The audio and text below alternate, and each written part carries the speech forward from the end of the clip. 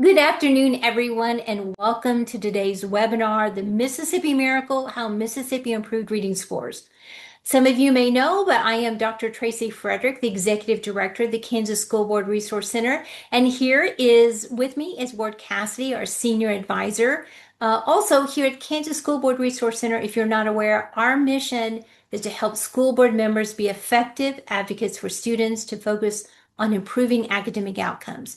And today's webinar fits directly right into our mission. The question was raised by some school board members who are trying to figure out how to improve academic outcomes, and they'd seen the remarkable improvements in Mississippi, and they wondered what was going on there. So we reached out to Douglas Carswell, who's here with us today, the president and CEO of the Mississippi Center for Public Policy. He's here to help us understand this very complex key innovations, the difficult decisions that led to the unprecedented improvements in fourth grade reading and math scores that occurred in Mississippi between 1998 and 2024, moving them from one of the worst states in the country to among the highest in these academic outcomes.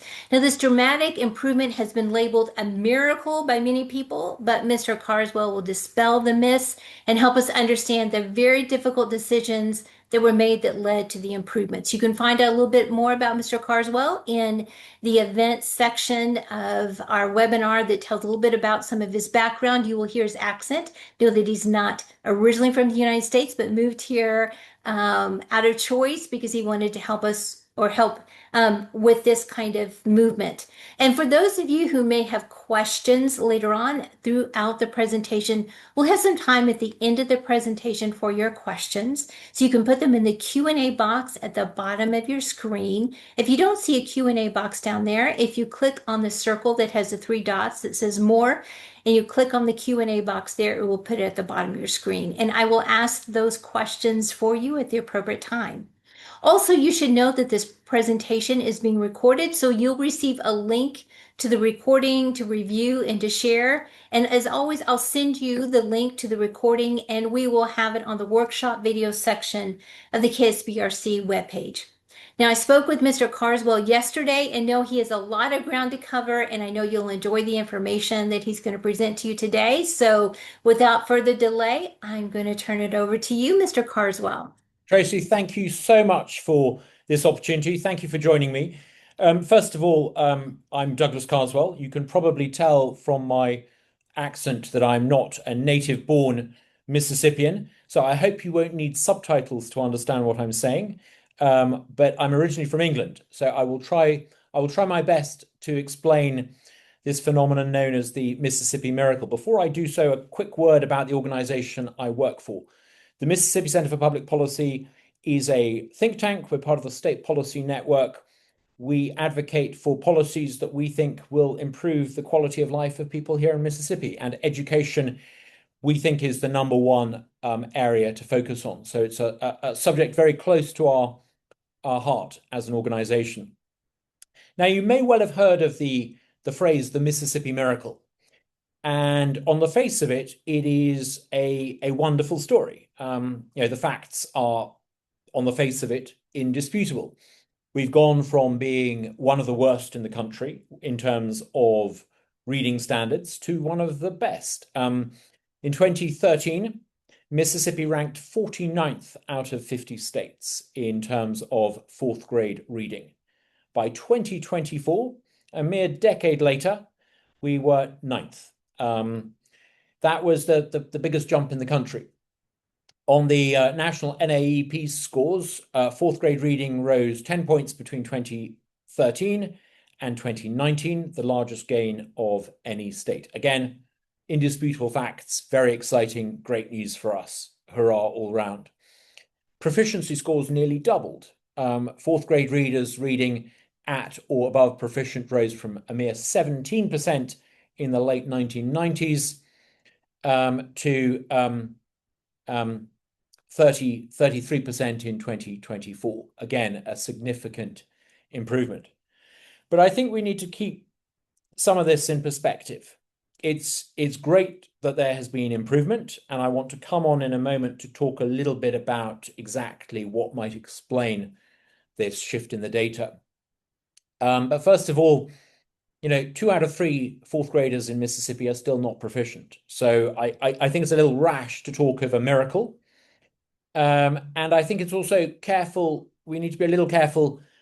We don't want to band around data with all the efficacy of Soviet tractor production targets. I think it's worth actually exploring a little bit beyond these impressive statistics and asking what is going on, good and bad, and what is explaining this data that we see.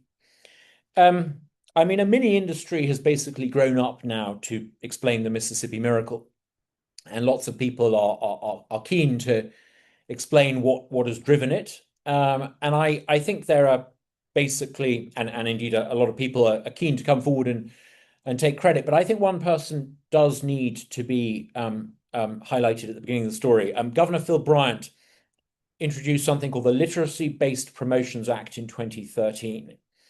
And this has really been the centerpiece of the reforms.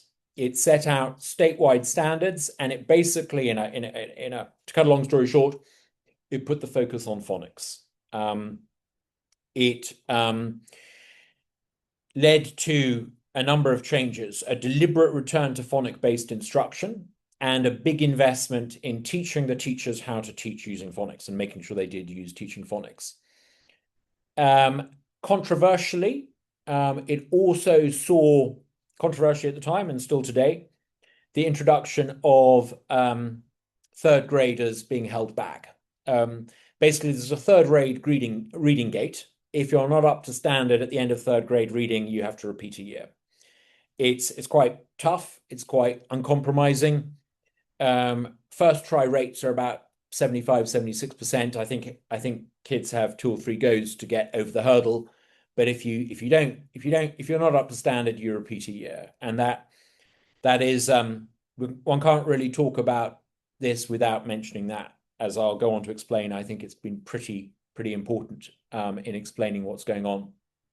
So I think this is the fuel that created the miracle. The Literacy-Based Promotion Act, the focus that it gives on phonics, the real investment, and it was a significant investment in training teachers to teach phonics, and then the insistence that kids who aren't up to standard repeat a year. Just to give you an idea of what this means, and this is a statistic that was bandied around national newspapers and TV quite recently. An African-American fourth grader in Mississippi now reads better than an African-American fourth grader in California. So it's been I think a really significant improvement. And I mention that one statistic because I want to convey the point that it's all Mississippian children in public schools that seem to have benefited from this. And what's really interesting is when you take into account the fact that Mississippi spends significantly less money than a state like California. California spends something like $1.50 for every dollar spent per pupil per student in Mississippi. So, if spending were the answer, California, which outspends us very significantly, would be doing better. Actually, what you're seeing is Mississippi kids outperforming kids in California across all demographics. It's really significant. But I think a note of caution is perhaps required when talking about what's going on. The easy story to tell is legislation passed, emphasis on phonics, phonics works, everything gets better. Just hold off doing that for a second.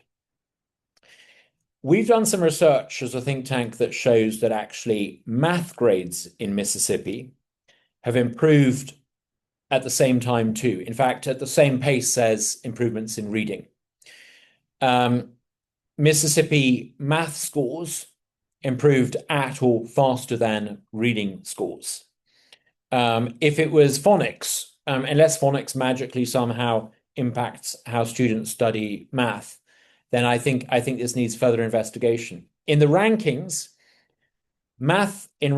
we climbed, fourth grade math rose from roughly 49th and 50th in 2013 to 16th in 2024. So we've seen a significant improvement in math rankings too. And this clearly can't be because of phonics. So phonics may be having an impact. I'm sure it is having an impact, but I think there needs to be a slight air of caution before we assume that correlation and causation or causation and correlation are one and the same thing.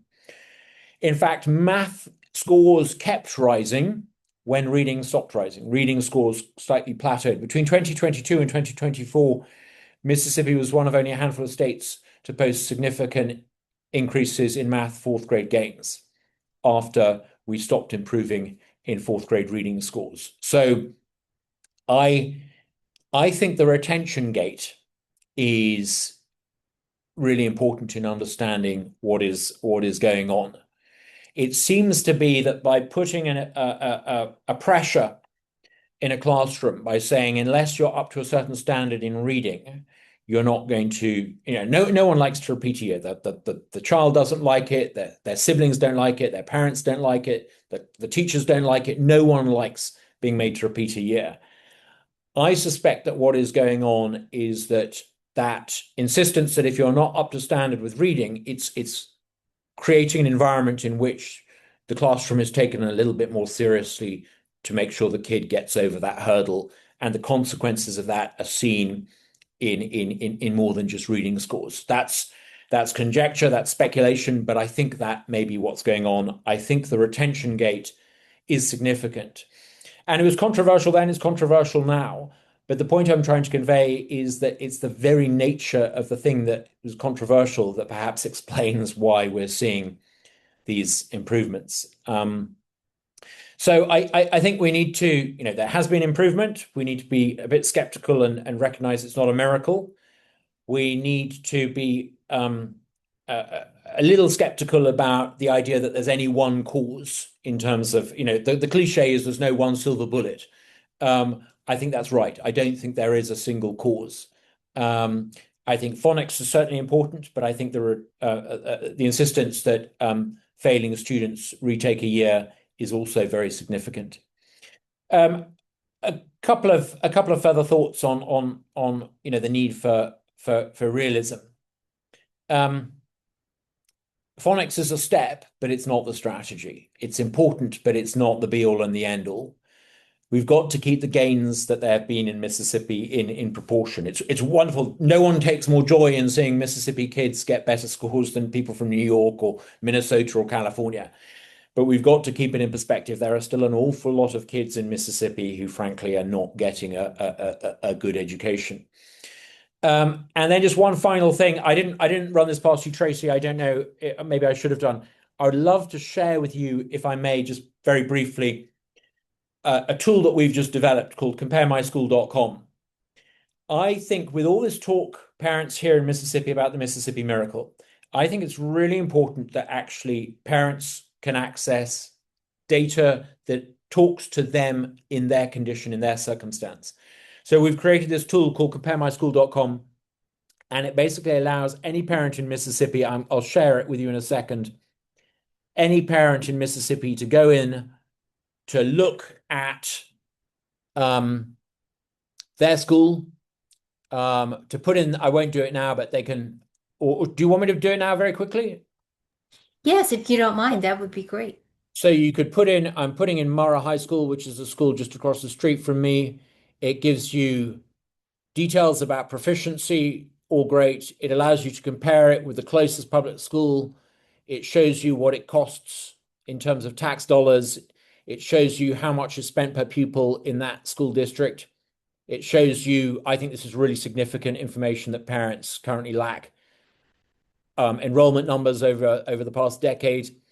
And then it allows you, if you want to personalize it. I'm not going to do this now, but you can put in your individual kids.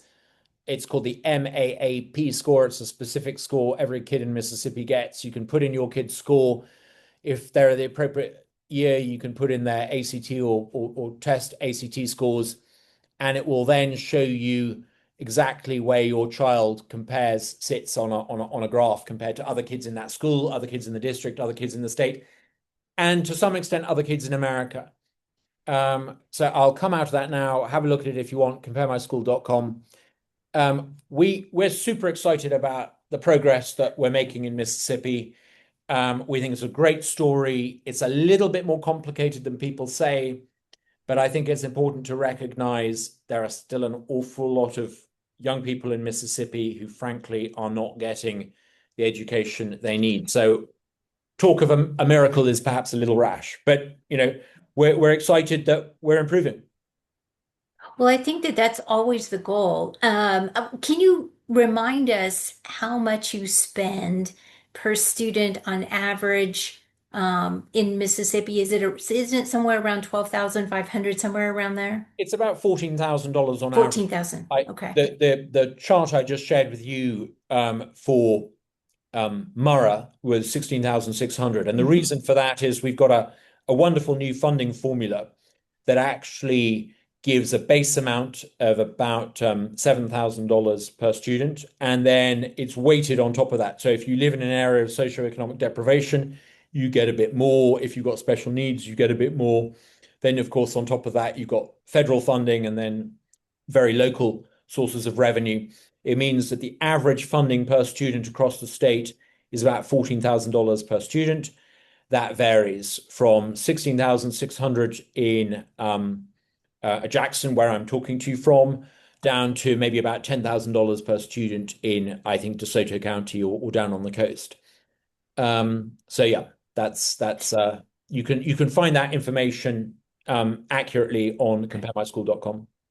Great. Well, thank you. Well, I believe, and Ward, you can correct me if I'm wrong, I believe we're just right under 20,000 per student per average here Right. in the state of Kansas, and we've just struggled with improving those outcomes. So it sounds like that there's, as you point out, there's not any one thing as many people want to say, oh, let's just get this one thing, and if we do this one thing, things are going to change. So it's much more complex. Ward, do you have any questions or comments that you'd like to make before we open it up to a few questions? I've been reading a lot about it. And my thoughts are that your comments about the actual retention phase might play a gigantic part in all of the improvement. I tend to agree with that. But how does the retention actually work? End of third grade, they're not up to level, they stop. They Yeah, have to completely repeat third grade or uh, retake reading. What do they do? they have three attempts to pass the reading standard. I think I'm right in saying that in the first attempt, something like three-quarters pass it. I believe that by the third attempt, something like 90% pass it. That means about 10% then have to retake the year, which is it's high. Um, Now, the difference between 75% passing it first time and 90%, I think that is, I don't have hard evidence for this, but I think that is where you're seeing the change. You're seeing that cohort who failed the first time but got it in the end and didn't have to repeat. I suspect that that cohort is taking the classroom experience a little bit more focused and intently than they were before. I suspect that's a byproduct of the mechanism for forcing them to repeat if they don't get up to standard after their third go. It's like a lot of things in education. I think Oklahoma has just passed that. Is that right, Tracy? Yes. The same concept. This concept's been around for a long time. You're one of the first states that actually do it and enforce it. Do you lose kids to homeschool? Do they like what happens to that 10% that don't make it? Do they actually repeat? Do they disappear? I mean, what happens to those kids? I've no evidence that they disappear from the system. It would be fascinating to know exactly how many then repeat it and what becomes of them the second and third year. And I've not seen any data on that. That would be a fascinating thing to find out. How many of them repeat it? And in the end of the first year of repetition, what happens? I don't know, and I don't know anyone who does know. It'll be fascinating to find out. Um, there has been a huge growth in homeschooling in Mississippi, and there has been a very significant fall in the number of children in public schools. I could sit here and tell you because I ideologically love homeschooling and I ideologically love people opting out of the public school system. I could sit here and pretend that it's a good news story, but I do have a slight concern and it may be slightly undiplomatic for me to say this, are all the kids that are homeschooling actually sitting at a kitchen table under parental supervision, studying the way we like to think of them as studying if they're being homeschooled? Might it be that some of the kids that are in the homeschooled data are actually kids who've somehow fallen through the cracks? And the reason I say that is because there was a huge growth in homeschooling during COVID. I Right, think there's a reason for that. I think during COVID, a lot of parents probably questioned what their kids were doing at school. right. They saw them learning at home. It catalyzed the move towards homeschooling. I do worry that in some cases, what we regard as a growth in homeschooling is also, frankly, kids just not being in school at all. I have no evidence for that. I've got anecdotal conversations and people I know here in South Jackson who make me suspect that might be a factor, but I've no hard evidence. But I think it's something we need to question. Yeah, I'd be the same. We same feelings towards that. Yeah. I guess And the last I'm a huge fan of homeschooling. I love homeschooling. I just worry that not everyone that we think is being homeschooled is actually being homeschooled. well, ultimately, we want all of our kids to be successful, and that's why they choose the path of education that they choose. Uh, but They- as far they- as like in Can, are you having the same problem we're having? We're having a heck of a time finding teachers in Kansas. Is that a problem to go along that has been exasperated by this by your program? I, we do have a problem with recruitment, partly because until recently, and even now, there's a significant uplift in pay. Pay is not great for teachers. Across the river in Arkansas, Sarah Huckabee Sanders came in and passed a bill that said the minimum starting salary for teachers is 50,000, a huge uplift. I suspect we probably need something similar to that here. And I'm going to come back, and I don't want to take away from this. I'm just going to, since we've kind of diverged off of the retention issue, there's a couple of questions from our audience here asking, can you explain the rationale? There's a few questions. One is, can you just explain the rationale of the third grade retention gate? Um, I mean, I think the idea was um, that in order for students to get a meaningful education, you had to make education meaningful. And that meant that you had to ensure that a student had reached a certain standard by a certain stage. And if you haven't learned the basics of reading by the end of third grade, something in most cases has gone wrong. And I think that retention barrier was put there by Governor Phil Bryant in the legislation because they wanted to try and enforce some kind of rigor in the public school system.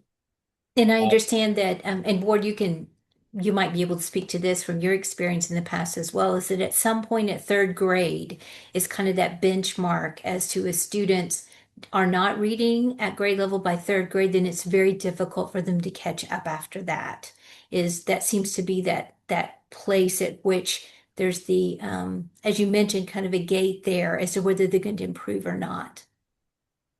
There's a big percentage. I mean, everybody can throw out statistics, but it's shown that if you're not reading in level by third grade, the percentage is not very great that actually catch up. By Yeah. eighth grade, they're doing so much worse. So it So is it seems to imperative. be there at that third grade level that if they're not where they need to be at that point, it becomes very difficult for them to be able to catch up at that point.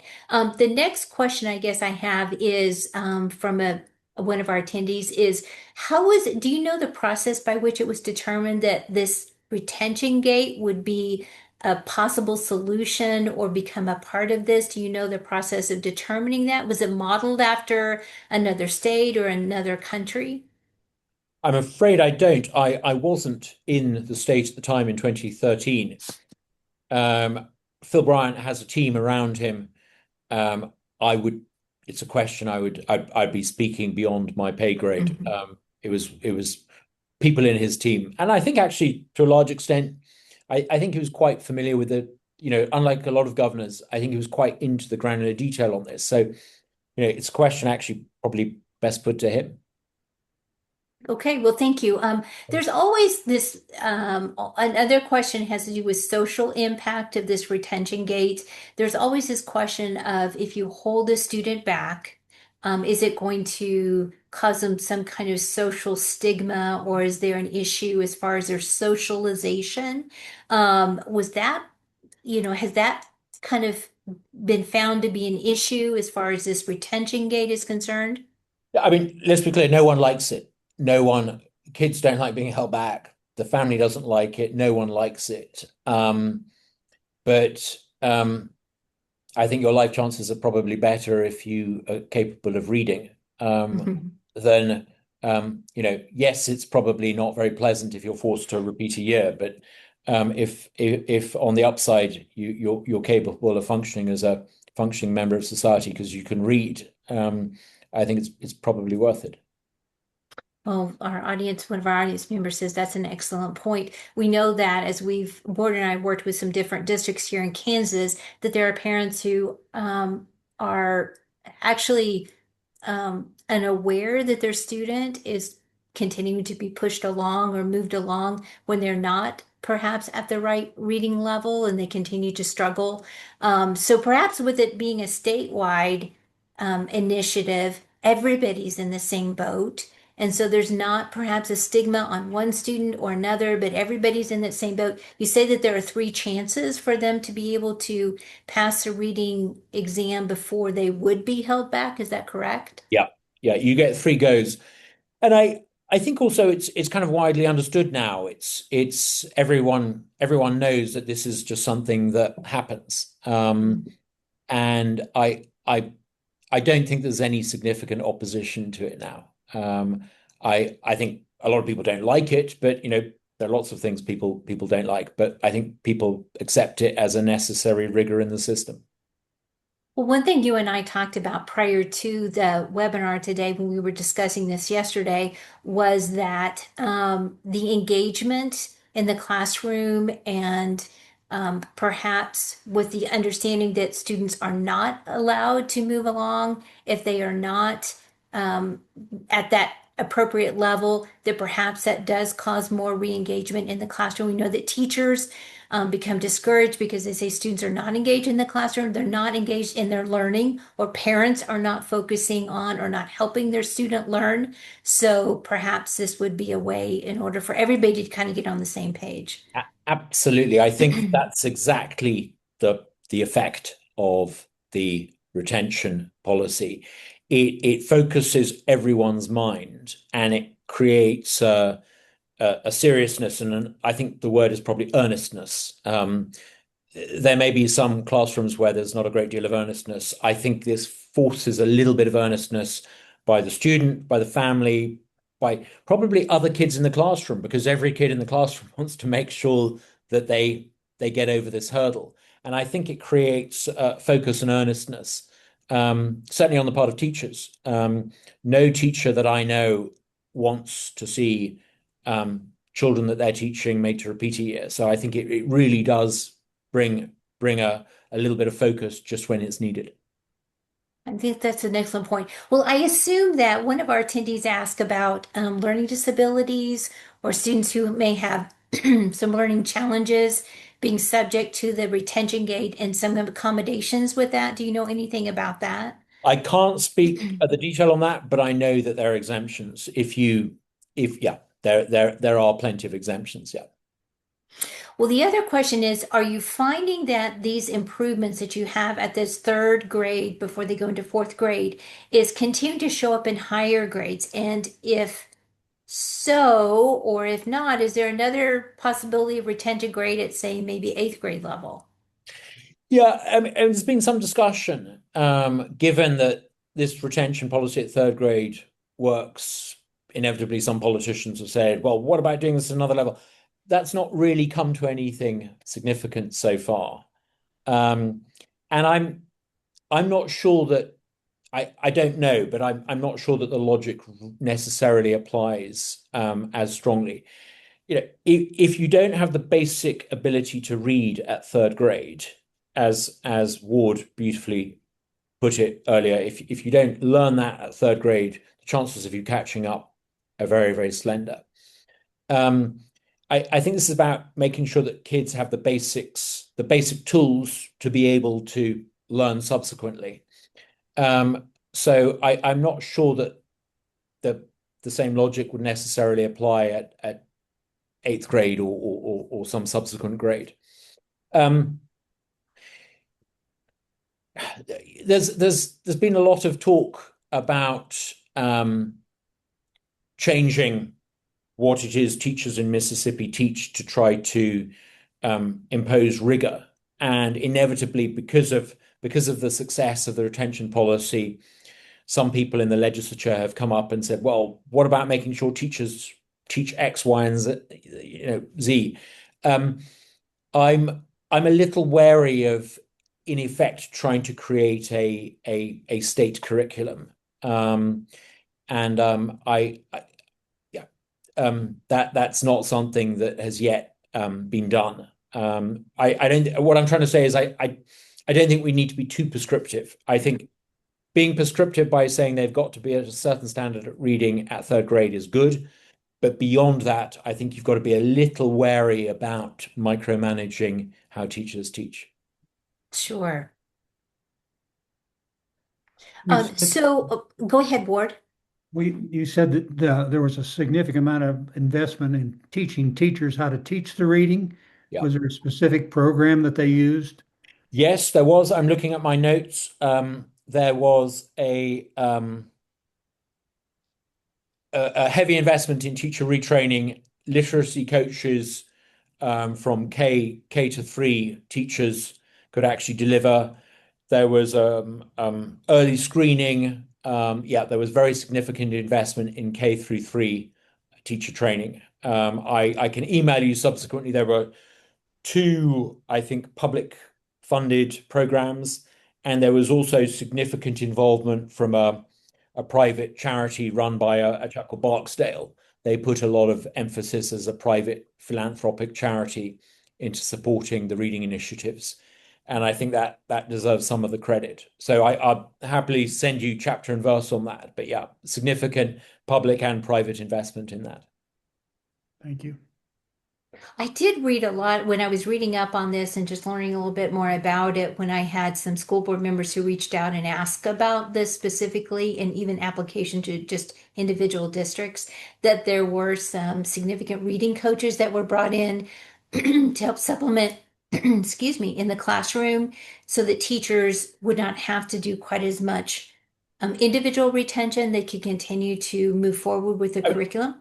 Basically, reading coaches were sent out Okay. at state expense to the lowest performing schools. Under the Literacy-Based Promotion Act, a large pot of money was found to train reading coaches who were then sort of sent in to schools that weren't up to scratch, to help make sure that when it came to reading, what was being done needed to be done. So that was a big and significant investment, and it's still an ongoing investment. Well, it sounds like, as you were mentioning earlier, that I mean, you mentioned that there was nobody likes it when students are held back. Students don't like it, teachers don't like it, parents don't like it. I mean, there's a lot of factors at play there when a student is held back. So in some ways it is unpopular, but in other ways it seems to have been quite popular. So I assume it's going to continue. Do you see it continuing for the foreseeable future, or do you see that there's some backlash or there's some pushback that's coming down the road on this? It's interesting. At the time, it was very controversial, and at the time, there were all sorts of predictable vested interest groups opposed to it. But I think a lot of that opposition has simply sort of melted away, precisely because people can see the results. And while individual parents and teachers and students might not like it in the sense that it creates a an onus on them to raise their game and meet the standard at the end of the third year, I don't think. I mean, it's a bit like the ACT. You know, everyone has to take the ACT. Everyone does it. Not taking it is just not an option. It's an accepted thing that you do in Mississippi. You have to be up to a certain standard at the end of third grade reading, and you have to take the ACT. There's no real movement on either side of the aisle to undo this. I think it's the debate about education has kind of moved on. It's not considered a political controversy anymore. Sure, you'll find some people who don't like it. If I can speak candidly, I suspect some of the teacher training ideologues who initially promoted the idea of teaching without phonics are probably not reconciled to it. But I suspect the vast body of practitioners and teachers now recognize that it's been a success. It's actually benefited low-income, socially disadvantaged Mississippians most of all, and it's actually it's conservatives might think it's a conservative policy. I think there are quite a few progressives in Mississippi who probably think it was their idea. So I don't see any realistic chance of it being undone. Well, one of the questions I guess I also have is, you mentioned this as the NAEP scores. You have state assessment scores, I assume. Yeah. You've got the NAEP, obviously, and then you've got the which aren't awarded to individuals, obviously. Right. Then every child in Mississippi gets something called the MAAP score, the Mississippi something something, I forget the jargon. And it basically tells you whether you are advanced, proficient, basic, standard, or failing. And that's a fairly reliable indicator of how an individual child is doing. And the web tool we built allows you to plug in your child's score. Every child gets this at the end of the year, and you can plug it in and see how your child compares to others in the school, how others in the district, others in the state.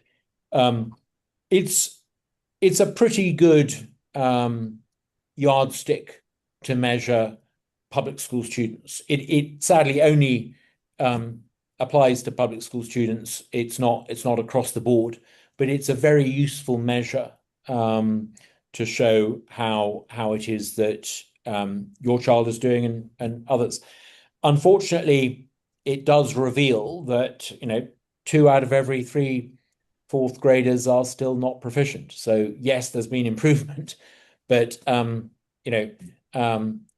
being able to pass the required standard is one thing. Being actually good at reading is another.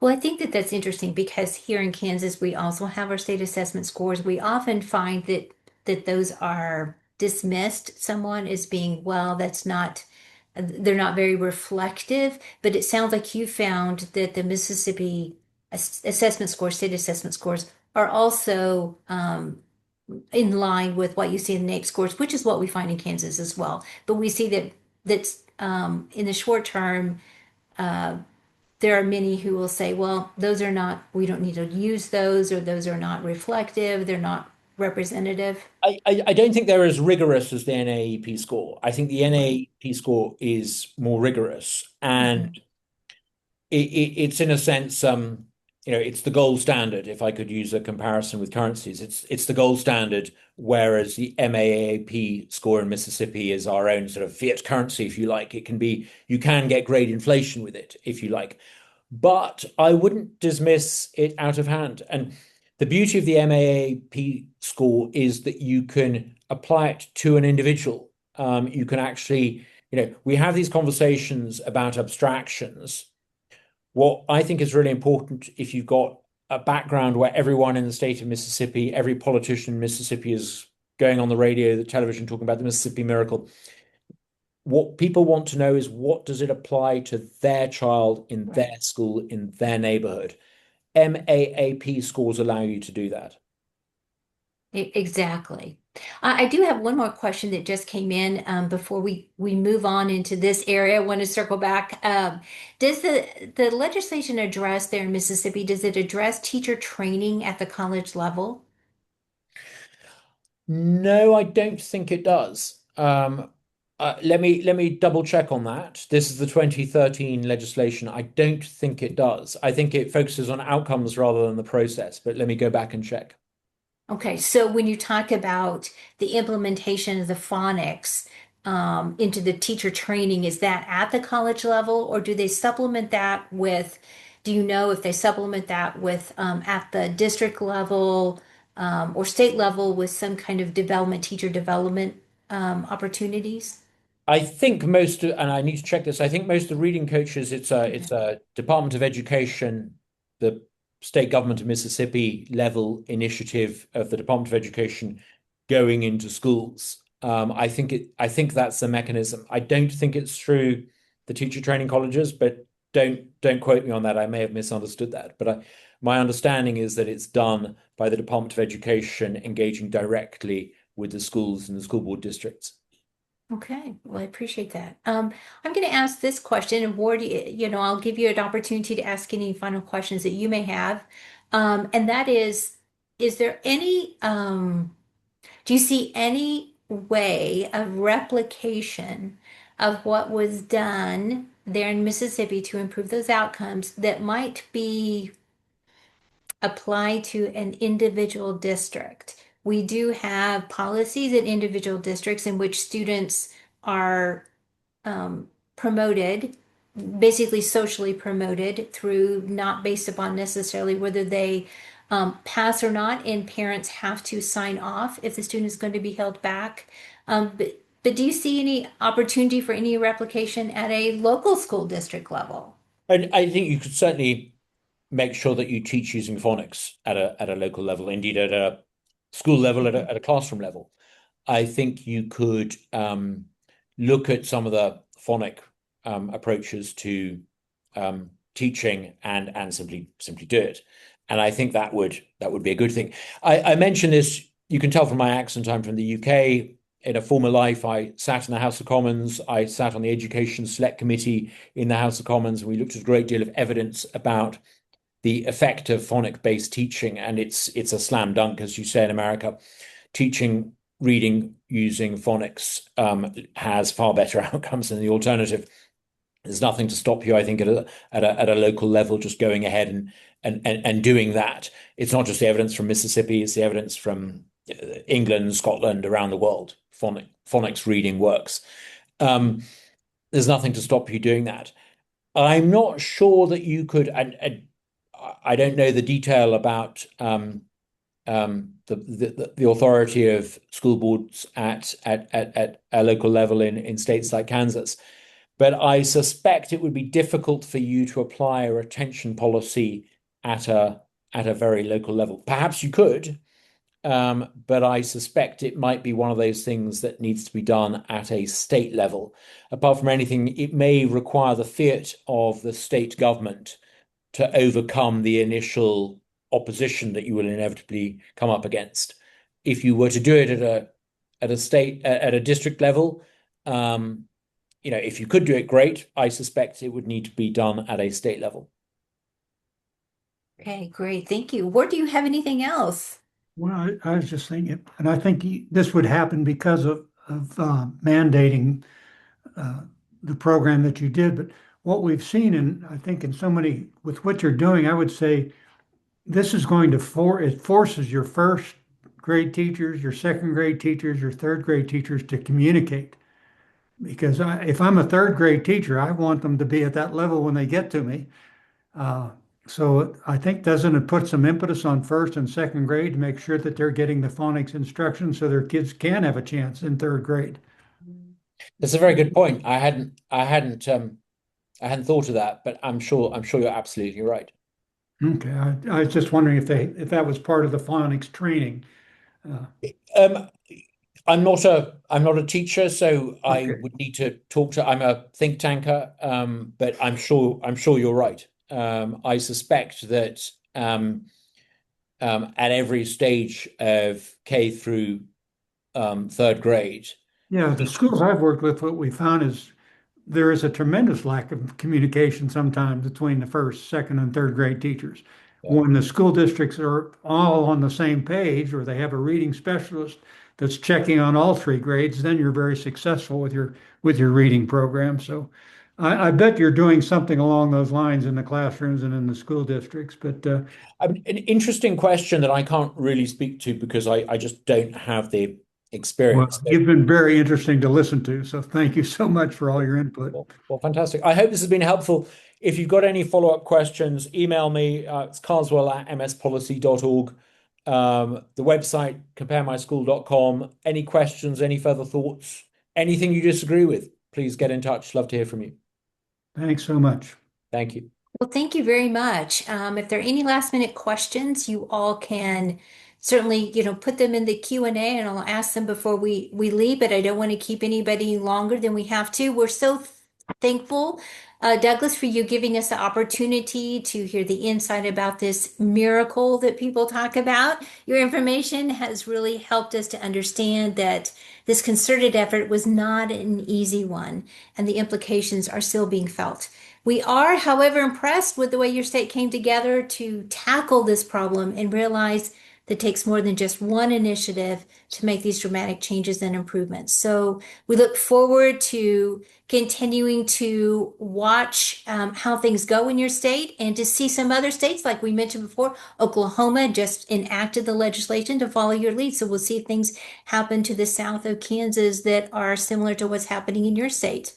And for Wonderful. those of you who are still with us, we have more webinars coming up. On July 1st, the Kansas Education Funding Task Force members, Senator Renee Erickson and Representative Megan Steele, will join us to discuss the issues that committee is considering for Kansas education funding. On July 6th, the Legislative Policy Update will be hosted with Mike O'Neill, and policy updates will also be released prior to that website. And then in July 28th, Paul Runco from Defending Ed will bring us information about the Southern Poverty Law Center curriculum that some schools in Kansas are using and or considering for implementation. So as always, if you have questions, please let us know. If you have a topic that you would like us to discuss in a webinar, much like we brought this one together with a request from some of the school board members, let us know and we will be happy to facilitate that for you. And I will send out information so that you can reach out to Mr. Carswell if you like about some more questions and about his website of comparison there with the recording of this webinar. So with no further questions, we thank you all for joining us and hope you all continue to have a great rest of your day. This was a wonderful webinar and we look forward to hosting everyone again and wish the best for you, Mr. Carswell, and we'll continue to stay in touch. Thank Thanks you so so much. much. Been a pleasure.